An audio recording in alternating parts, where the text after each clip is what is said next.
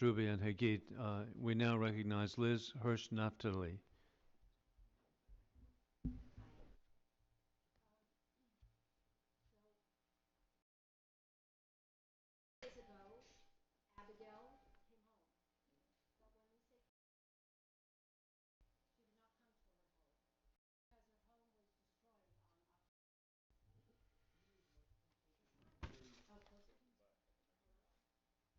How's that? Okay. Oh, now it's too long.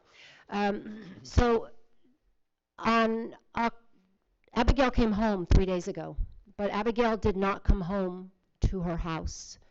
Abigail did not come home to her parents. Abigail came back to Israel, and we are blessed by the miracle of her coming home to Israel.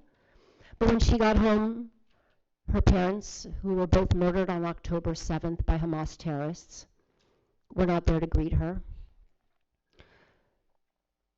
On October 7th, her mother was gunned down by Hamas terrorists in their home. Her brother, Michael, her sister, Amalia, were both there.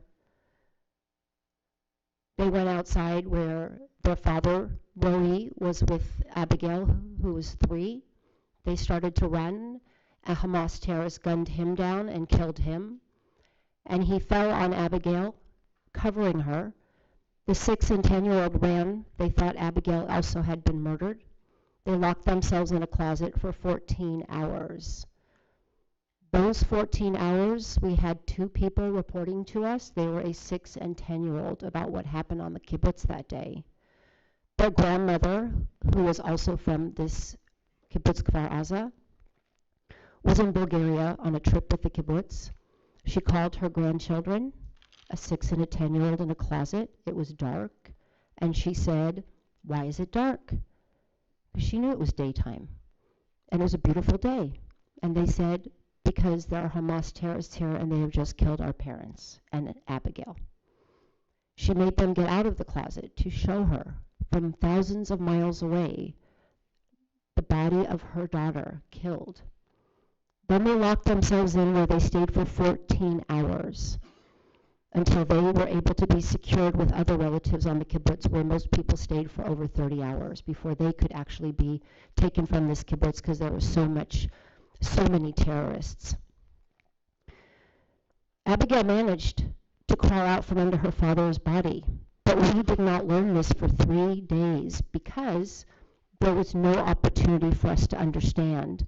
She crawled out from underneath her father's body with this blood all over her and went to a neighbor who she knew. The youngest child in this family had goes to Ghana with her to nursery school. They took her in, they locked her in the safe room, this mother and her 3 children, and the father, he went outside to protect the kibbutz. He was injured and did not come back. What we learned a few days later was that a witness had seen a mother and children being taken from the kibbutz by Hamas terrorists. That was it. 50 days. We did not know anything about Abigail's whereabouts. We did not know anything about this mother Hagar and her 3 children. We didn't know if they were together. We prayed that a 3-year-old was not alone, but was with a woman, a mother who she knew. 50 days. Now, we are blessed because Abigail came home to Israel 3 days ago. But when she arrived, and she had no parents, she was dark, she had no light. Her aunt and her grandmother went to meet her. She was thin, she was hungry. I won't even go into more description, but she had been somewhere in the dark for 50 days. The only blessing is that this woman, Hagar, had taken care of Abigail as though she were one of her own. When Abigail saw her siblings and her cousins, these young people coming to visit her in the hospital, she blossomed. The light came back. And every day we hope for Abigail to continue in this process. Think about it, a 6 and 10-year-old who have spent 50 days thinking they abandoned their sister, that if they had thought that she was alive and brought her to the closet, she would not have been there. What I'm trying to explain is the effects of this for the entire family. We think about Abigail. I also think about Michael and Amalia, a 6 and a 10-year-old, carrying this in their hearts. The stories keep going on and on. We are blessed that Abigail is with her aunt, her uncle, her cousins, her sister, her brother, her grandparents. And some people might say, Liz, why are you still here? You won the lotto. Your relative is home with her family. But what has happened in the last 6 weeks, and many of you saw me 6 weeks ago, and all of you know this picture of Abigail. And 6 weeks ago, I put this picture of Abigail on my desk, and my daughter said, how can you look at that? It's so sad. This is my daughter, Noah. And I said, this is my strength. This is our hope. This is why we are doing what we are going to do for the next. I naively thought it wouldn't take this long. I thought, how long could this take?